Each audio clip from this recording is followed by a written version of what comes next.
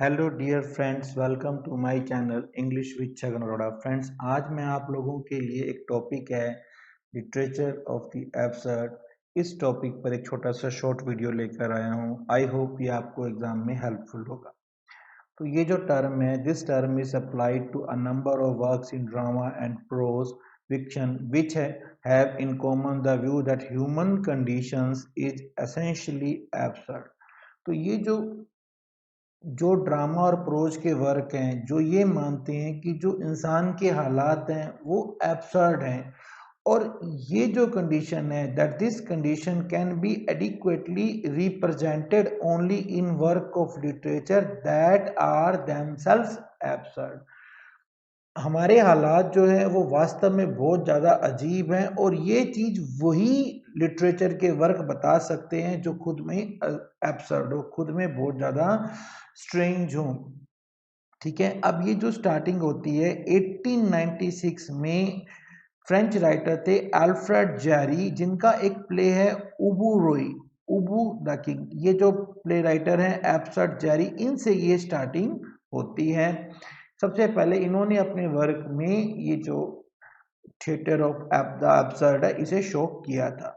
इसके बाद में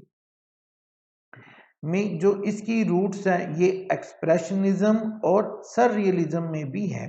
जैसे कि फ्रेंच काफ्का, बहुत ही फेमस राइटर, आप सब ने नाम सुना होगा फ्रेंच काफ्का। इनके दो बहुत फेमस वर्क है, द ट्रायल और मेटामॉर्फोसिस। तो इनके वर्क के अंदर भी ये चीज़ हमें दिखाई देती है। लेकिन जो करंट मूवमेंट है 1896 में उबू रॉय से और 1920 में फ्रेंच काफ्का से, इसके बाद में जो करंट मूवमेंट है वो फ्रांस में स्टार्ट होती है after the horrors of world war second. World war second start हुआ था 1939 में, एंड हुआ 1945 में। जब वर्ल्ड वार सेकंड एंड होता है तो वहां पर क्या होता है कि जो बेसिक बिलीफ और हमारे वैल्यूज थे, जो हमारा ट्रेडिशनल कल्चर लिटरेचर था, उसके जो बेसिक बिलीफ थे उनके अगेंस्ट में ये एक रिबेलियन है। तो इस ट्रेडिशन, ये जो बेसिक ट्रेडिशन था उसमें ये माना जाता था कि human beings are rational creatures who live in at least partially intelligible universe. वो मानते थे कि इंसान जो है वो रेशनल है, दिमाग वाले बुद्धिमान लोग हैं जो एक इंटेलिजिबल यूनिवर्स में रहते हैं। They are part of an ordered social structure. वो जिस समाज का हिस्सा है वो एक ऑर्डर्ड है, उसमें एक व्यवस्था बनी हुई है। And they may be capable of heroism and dignity even in defeat. अगर वो हार भी जाते हैं तब भी वो डिग्निफाई रहेंगे, सम्मान से रहेंगे, उनमें हीरोइज्म है। ये बेसिक ट्रेडिशन था जो माना जाता था कि इंसान बुद्धिमान है, वो इस दुनिया में रहते हैं जिसे हम समझ सकते हैं, और वो जो है वो हीरोइज्म के लिए कैपेबल हैं, और हारते भी हैं तो डिग्निटी में, सम्मान से रहेंगे। लेकिन 1940s के बाद में एक टेंडेंसी स्टार्ट हुई जो एटलीस्ट जीन पॉल सार्त्रे और एल्बर्ट कामस की जो एक्सटेंशियल फिलोसफी थी उससे स्टार्ट हुई, जिसने ये कहा था कि human beings as an isolated existence which is cast into an alien universe. वो कहते थे भी इंसान जो है वो तो एक अलग ही चीज है जो कि इस एलियन यूनिवर्स में, ये जो दुनिया ये हमारी नहीं है, जिसे पहले वो इंटेलिजिबल कहते थे, अब वो कहते हैं कि सर ये एक एलियन यूनिवर्स है। वो कहते हैं कि ये जो ह्यूमन वर्ल्ड है it's possessing no inherent truth. इसमें कोई सच नहीं है, कोई वैल्यू या कोई मीनिंग नहीं है। जैसे हम लोग पहले मानते थे कि वर्ल्ड में एक मीनिंग है, दुनिया में एक सच्चाई है, एक वैल्यू है। वो कहता है ऐसा कुछ नहीं है। और वो कहते थे कि जो ह्यूमन लाइफ है it's fruitless search for purpose and significance. ये जो है हमारी लाइफ है, ये हमारी लाइफ एक फ्रूटलेस सर्च है। हम बिना किसी फल के, हमें कोई फल नहीं मिलेगा, हम इसका पर्पस तलाश कर रहे हैं जबकि इसका कोई पर्पस है ही नहीं, इसका कोई सिग्निफिकेंस, इसकी कोई इंपॉर्टेंस नहीं है। जब ये नथिंगलेस से it moves from nothingness, when it comes toward the nothingness where it must end, as an existence which is both anguished and absurd. क्योंकि ये जो लाइफ है इसका कोई मीनिंग, इसके कोई पर्पज, कोई सिग्निफिकेंस क्यों नहीं है? क्योंकि ये नथिंगनेस से स्टार्ट होती है, शून्य से स्टार्ट होती है और ये शून्य की तरफ जाती है और ये शून्य में ही खत्म हो जाती है। तो जो हमारी एग्जिस्टेंस है वो एब्सर्ड है, वो एक अजीब है। ऐसा जीन पाल सार्त्रे और कामुस ने कहा था। कामुस का एक बहुत ही फेमस वर्ड है द मिथ ऑफ सिसिफस, 1942 में पब्लिश वर्ड हुआ है, जिसने ये कहा था in a universe that is suddenly deprived of illusions and of light. ये जो दुनिया थी अचानक से इसके अंदर जो हमारे सपने थे, इल्यूजन थे, भ्रम था, वो खत्म हो गया, हमारी जो लाइट थी वो खत्म होगी। मैन फील्स अ स्ट्रेंजर, जिसके कारण इंसान अपने आप को एक स्ट्रेंजर फील करता है। He is a irremediable exile, remedy मतलब जिसका कोई इलाज हो, इररेमिडिएबल है, एग्जाइल मतलब वनवास हो, यहाँ पर तो उसे एक भेज दिया गया है और वो वापस जहाँ से आया है वो वहाँ वापस नहीं जा सकता है। जो ये डाइवोर्स था जो मैन और उसकी लाइफ के बीच में, एक्टर और उसकी सेटिंग के बीच में, जिसके कारण फीलिंग ऑफ एब्सर्डिटी आती है। कभी हम ये कामूस ऐसा मानते हैं कि कभी हमारे यहाँ पर इल्यूजन थे, कभी लाइट थी, अचानक से वो इल्यूजन, वो लाइट जो है वो यहाँ से चली गई, जिसके कारण हमारी लाइफ से जो एक डाइवोर्स हो गया, एक एक्टर का अपनी सेटिंग से डाइवोर्स हो गया, जिसके कारण एब्सर्डिटी की फीलिंग आ जाती है। यूजीन ऑनेस्को जो कि फ्रेंच राइटर थे, उनका फेमस वर्क है, ये इनका famous work the bald soprano soprano और the lesson and other place, इन्होंने ये भी बहुत ही फेमस वर्क है द बाल्ड सोप्रानो। तो इन्होंने ये कहा था कि cut off from its his religious metaphysical and transcendental roots man is lost.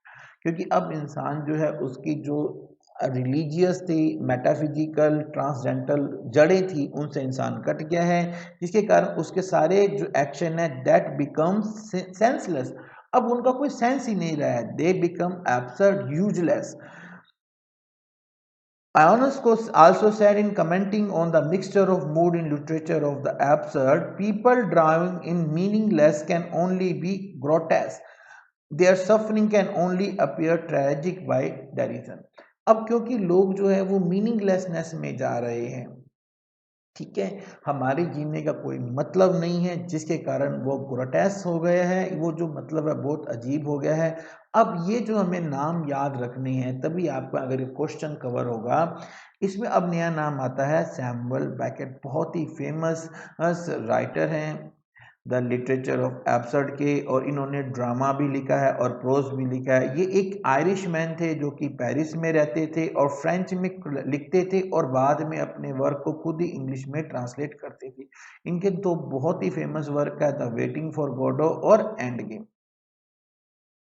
तो इनके जो वर्क है वेटिंग फॉर गॉडो और एंड गेम, इन्होंने इसमें irrationalism, helplessness and absurdity of life के बारे में बताया कि देखिए हमारी लाइफ में कोई रैशनलिज्म नहीं है, हम क्या कर रहे हैं इसका कोई आप रेशन, कोई इसके पीछे आप तर्क नहीं दे सकते हैं। हमारी लाइफ एक हेल्पलेसनेस में है, हमें कोई मदद नहीं मिल सकती है और लाइफ है वो एब्सर्ड है। और उन्होंने कहा था कि जैसे पहले कहता है रियलिस्टिक सेटिंग होती थी जो हमारी रियल लाइफ से रिलेटेड हो, लॉजिकल रीजनिंग होती थी और कोहेरेंट इवॉल्विंग प्लॉट होता था। इन्होंने इन सब को रिजेक्ट कर दिया। वेटिंग फॉर गॉडो में दो ट्रैम्प्स दिखाए गए हैं जो कि fruitlessly but hopelessly waiting for an unidentified person Godot. तो इसमें दो ट्रैम्प हैं जो कि एक अनआइडेंटिफाइड पर्सन जिसका नाम है गॉड और उसका वेट कर रहे हैं, और उनको कोई, आपको पता ही है, आपने स्टोरी को पढ़ा, अगर नहीं है तो मैंने एक वीडियो बना रखा है, आप उसे भी सर्च कर सकते हैं। अब पता नहीं है जो अनआइडेंटिफाइड पर्सन है गॉडो विच हु मे और मे नॉट एग्जिस्ट, हो सकता है वो हो या हो सकता है नहीं हो, and with whom they sometimes thinks they remember that they may have an appointment and, और कई बार तो उनको लगता है कि शायद हमने उससे मुलाकात का वक्त लिया था, बट हो सकता नहीं भी लिया। as one of them remarks, nothing happens, nobody come, nobody goes, it's awful।